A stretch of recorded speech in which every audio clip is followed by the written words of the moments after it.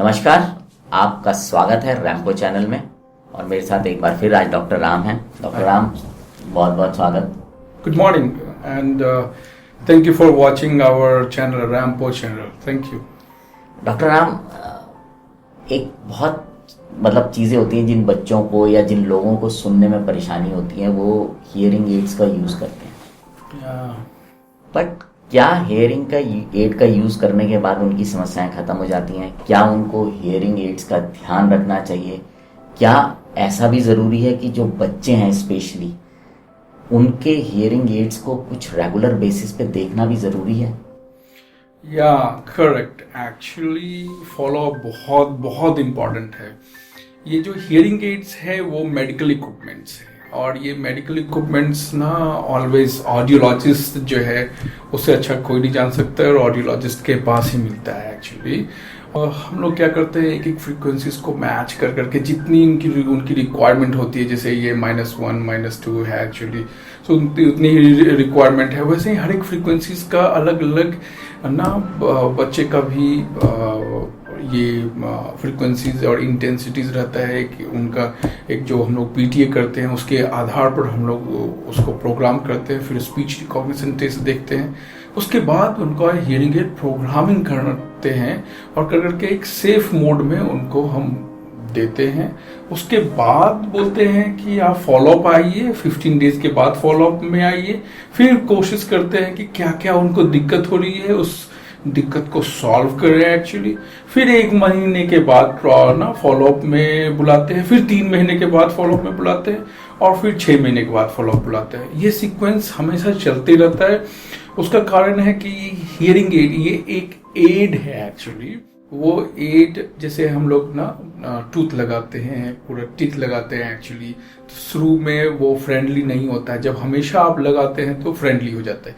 चश्मा लगाते हैं, पहनते हैं चश्मा, हैवीनेस लगता है, इवन दो ये बहुत लाइट है तब पर भी हैवी लगता है इनिशियल स्टेज में।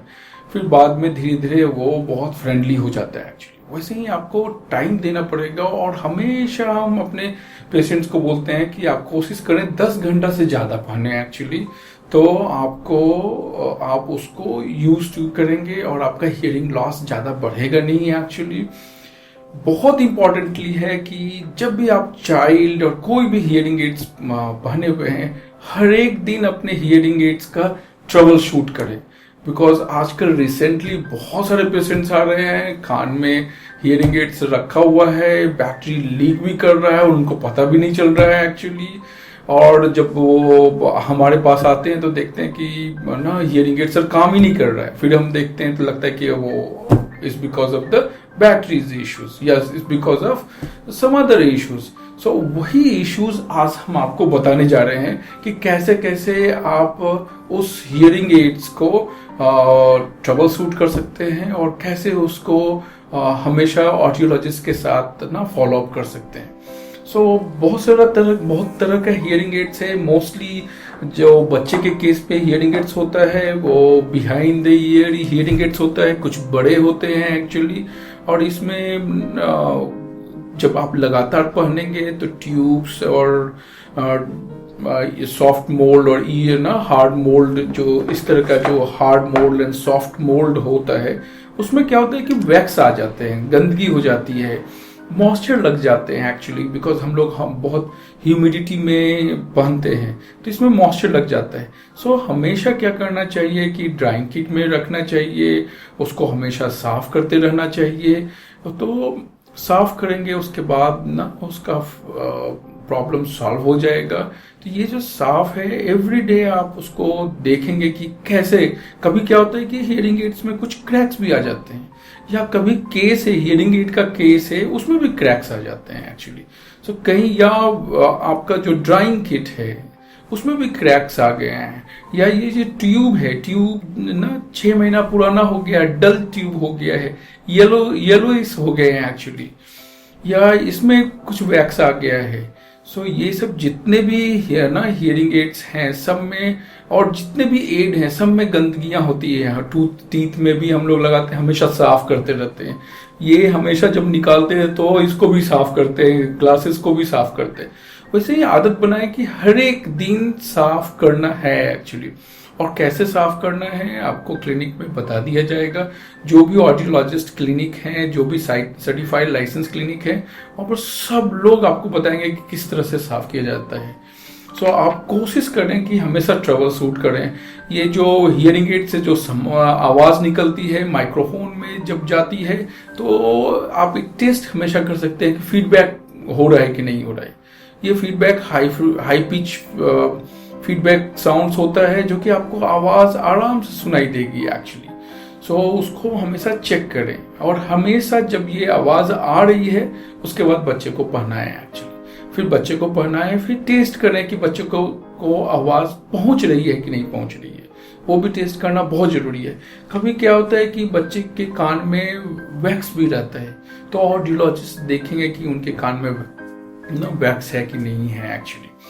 फिर बहुत सारा अदर हियरिंग एड्स होता है, छोटे छोटे हियरिंग एड्स भी होते हैं। उस हियरिंग एड्स में भी गंदगियाँ होती हैं एक्चुअली।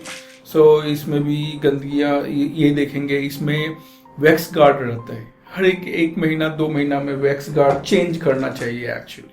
सो ये इसको बोलते हैं वैक्स गार्ड। और ये वैक्स गार्ड ये नया है, जब आप कान के अंदर रखेंगे तो आपकी जो गंदगियां हैं इसमें जाएंगी एक्चुअली, और 1.5 महीने के बाद वो पुराना हो जाएगा और वैक्स गार्ड निकल जाएगा।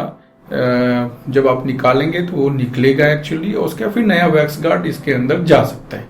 सो आप उसको चेंज कर सकते हैं। हमेशा क्लीनिंग करने की कोशिश करें। ये जो ये हार्ड मोल्ड है, ये ट्यूब में भी गंदगियां हो सकती है, इसमें भी मॉइस्चर हो सकता है एक्चुअली।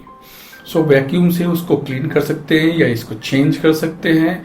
और अगर ज़्यादा ह्यूमिडिटी है तो उससे हमेशा केयरफुल रहें। और इस तरह से जो बच्चे का जो हियरिंग एड्स है उस पर आप कंट्रोल कर सकते हैं। उनको आप हमेशा एक अच्छा साउंड सुना सकते हैं। अगर कुछ भी दिक्कत हो, कैसा भी प्रॉब्लम हो, आप जो ऑडियोलॉजिस्ट हैं वो आपके फ्रेंड्स हैं, हमेशा प्रोफेशनल जो हैं, बहुत पेशेंस रहते हैं उनके पास। आप जाएं, उनके जितने भी स्टाफ्स होते हैं वो खासकर ये सब चीज़ों में वो ट्रेंड होते हैं एक्चुअली। वो आपको सब कुछ बताएंगे और पॉजिटिवली जाएं। Okay, thank you. बहुत बहुत धन्यवाद डॉक्टर राम।